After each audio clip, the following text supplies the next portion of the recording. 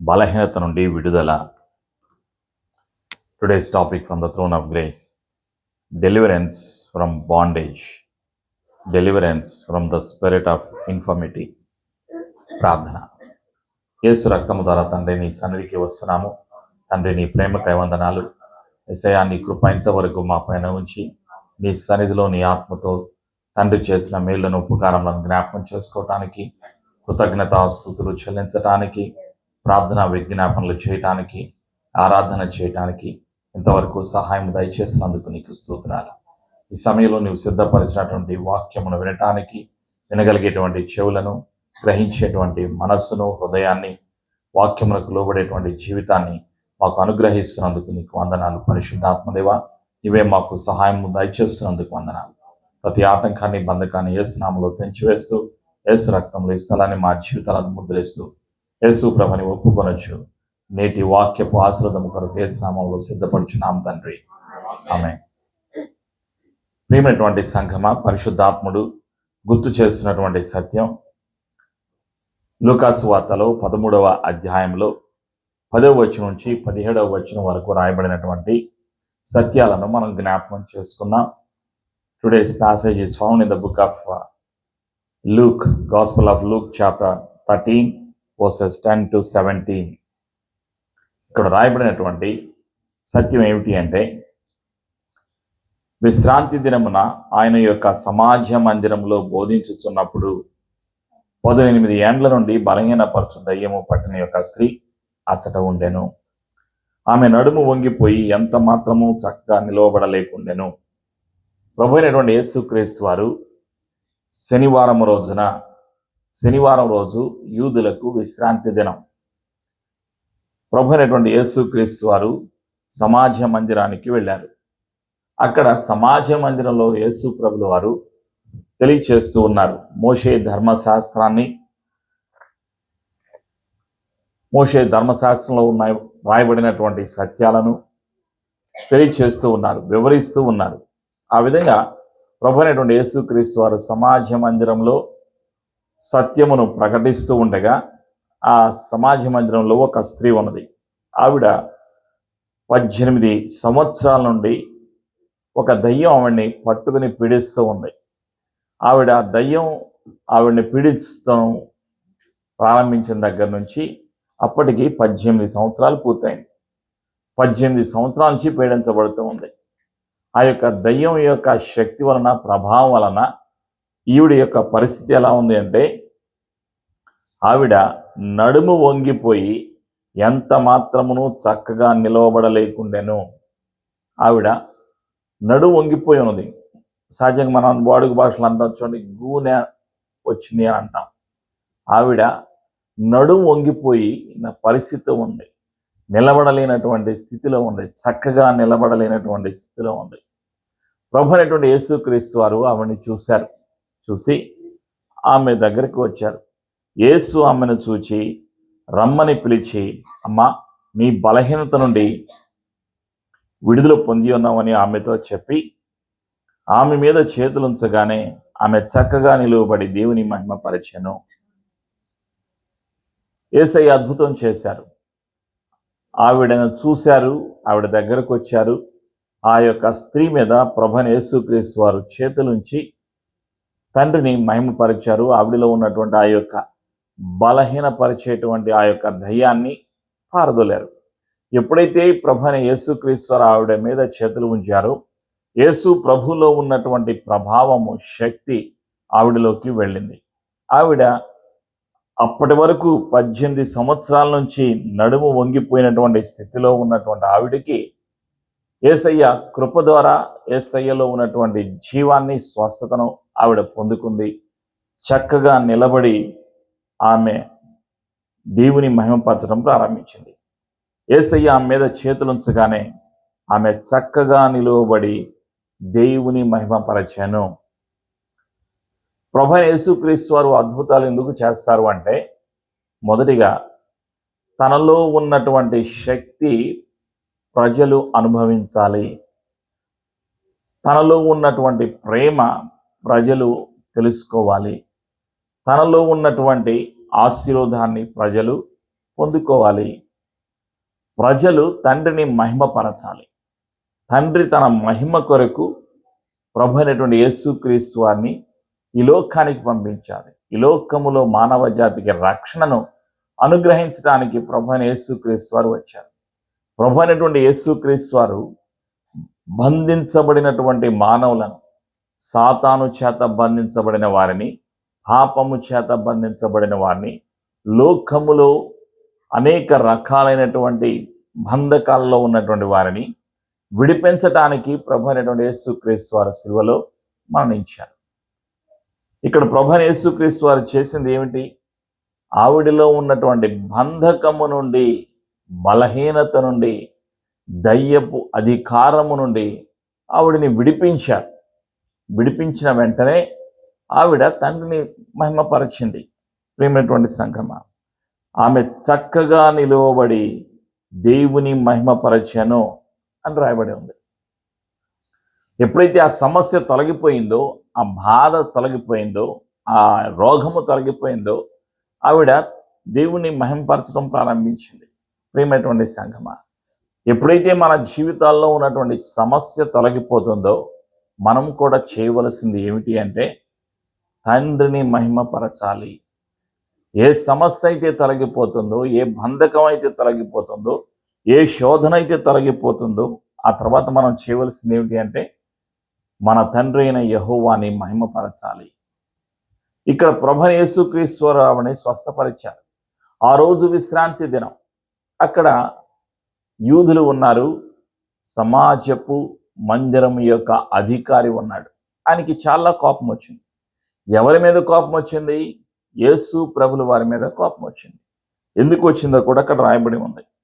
14వ వచనం, యేసు విశ్రాంతి దినమున స్వస్థపరచినందున ఆ సమాజ మందిరపు అధికారికి కోపముతో మండిపడి జన సమూహమును చూచి, పని చేయదగిన 6 దినములు కలవు గనుక ఆ దినములలోనే వచ్చి స్వస్థత పొందుడి, విశ్రాంతి దినము రావద్దని చెప్పాను.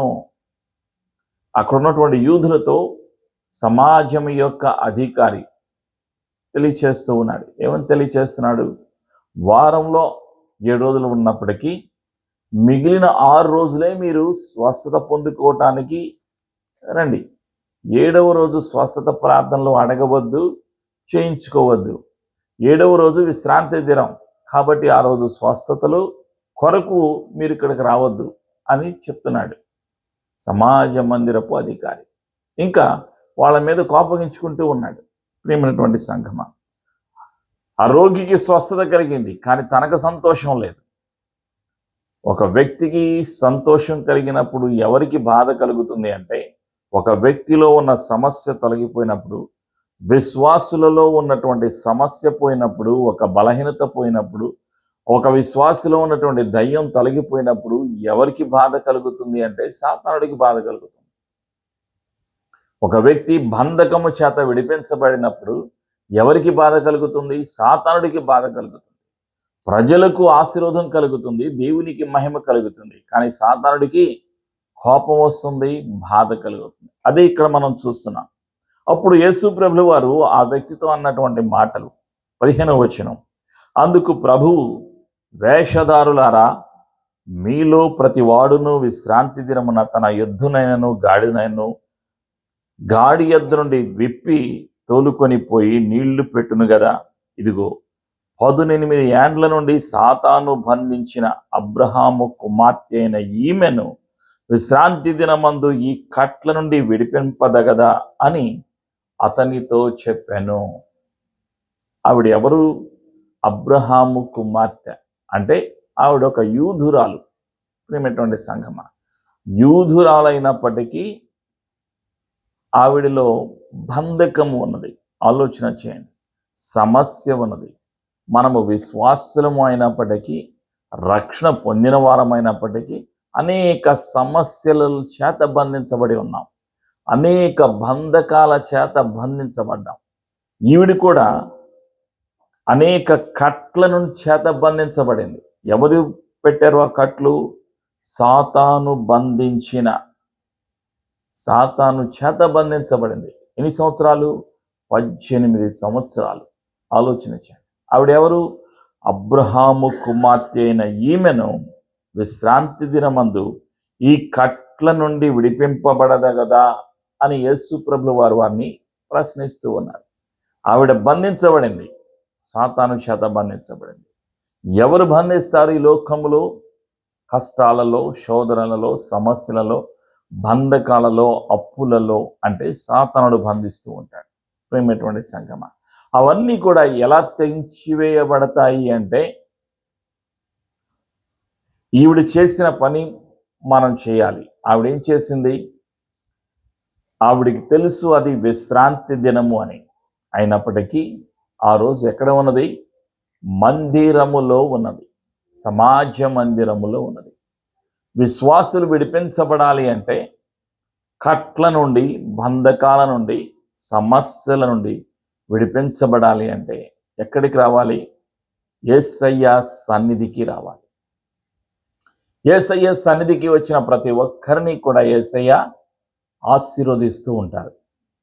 ఏ బంధకములో ఉన్నప్పటికీ, ప్రతికూల పరిస్థితిలో ఉన్నప్పటికీ, పరిస్థితి నీకు అనుకూలించకపోయినప్పటికీ, నీ ఇష్టానికి, నీ ఆలోచనకు వ్యతిరేకంగా పరిస్థితులు ఉన్నప్పటికీ కూడా ఆయన తన చిత్తములో, తన ప్రణాళికలో నీవు ఆయన సన్నిధిలో ఉన్నప్పుడు, ఆయన దగ్గరకు వచ్చినప్పుడు ఆయన కార్యం చేస్తారు. యేసయ్య కార్యం చేస్తారు. యేసయ్య కార్యాలు మనకు అర్థం కావు. ఆయన చేసేటువంటి కార్యాలలో నమ్మకత్వం ఉన్నది. యేసయ్య చేసేటువంటి కార్యాలలో నీతి ఉన్నది. యేసయ్య చేసేటువంటి కార్యాలలో తండ్రికి మహిమ కలుగుతుంది. యేసయ్య చేసేటువంటి కార్యాల ద్వారా ప్రజలకు, విశ్వాసులకు ఆశీర్వాదము కలుగుతుంది. యేసయ్య విడిపించేటువంటి విడుదల నాయకుడు. ఆయనకు తెలియంది ఏది కూడా లేదు. ప్రేమైనటువంటి సంగమ, ప్రతి ఒక్కరిని చూస్తున్న దేవుడు, ప్రతి ఒక్కరిలో ఉన్న కష్టాన్ని, దుఃఖాన్ని, బాధను గమనిస్తున్న దేవుడు, పరిశీలన చేస్తున్న దేవుడు. అక్కడ యేసు ప్రభు వారు చేసిన ఆ అద్భుతాన్ని బట్టి యూదులు, మిగిలిన వారి యొక్క ఆలోచనలు ఎలా ఉన్నాయో మనం చూద్దాం. 17వ వచనం, 13వ అధ్యాయం లూకాసు వార్తలో 17వ వచనం. ఆయన ఈ మాటలు చెప్పినప్పుడు ఆయనను ఎదిరించిన వారందరూ సిగ్గుపడిరి. అయితే జన సమూహమంతయు ఆయన చేసిన కార్యములను నీటిని చూచి సంతోషించిరి. ఆయన చేసిన ఘన కార్యములన్నిటినీ చూచి సంతోషించిరి. సమాజ మందిరంలో ఉన్న మిగిలిన యూదులందరూ కూడా సంతోషించారు. కారణం ఆయన యొక్క మాట, ఆయన యొక్క సన్నిధి, ఆయన చేసినటువంటి ఘనమైనటువంటి కార్యాలు మిగిలిన యూదులందరికీ సంతోషాన్ని కలుగజేసింది. ఒకే ఒక వ్యక్తికి బాధను కలుగజేసింది, కోపాన్ని కలుగజేసింది.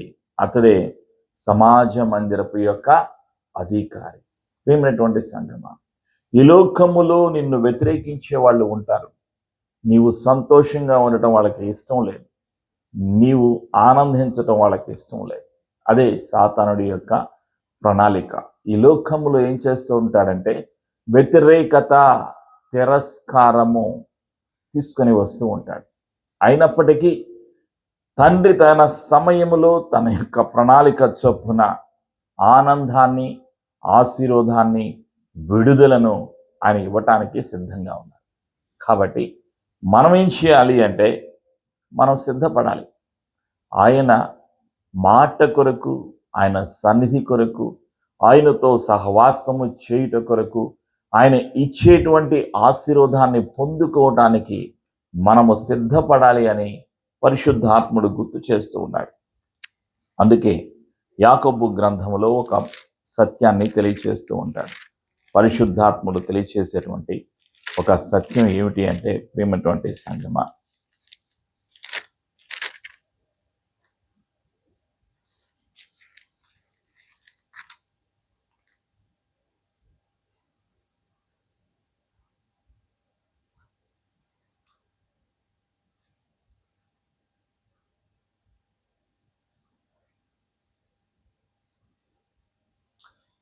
యాకోబు గ్రంథములో 4వ అధ్యాయంలో వ్రాయబడినటువంటి సత్యం ఏమిటి అంటే,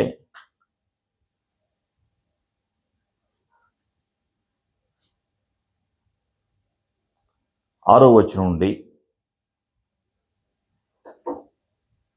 దేవుడు అహంకారులను ఎదిరించి దీనులకు కృప అనుగ్రహించును అని లేఖనము చెప్పుచున్నది. కాబట్టి దేవునికి లోబడియుండుడి, అపవాదిని ఎదిరించుడి, అప్పుడు వాడు మీ యొద్ద నుండి పారిపోను. దేవుని యొద్దకు రండి, అప్పుడు ఆయన మీ యొద్దకు వచ్చును. దేవుని యొద్దకు రండి, అప్పుడు ఆయన మీ యొద్దకు వచ్చును. పాపులారా, మీ చేతులను శుభ్రము చేసుకునుడి, ద్విమనస్కులారా, మీ హృదయములను పరిశుద్ధపరచుకోండి.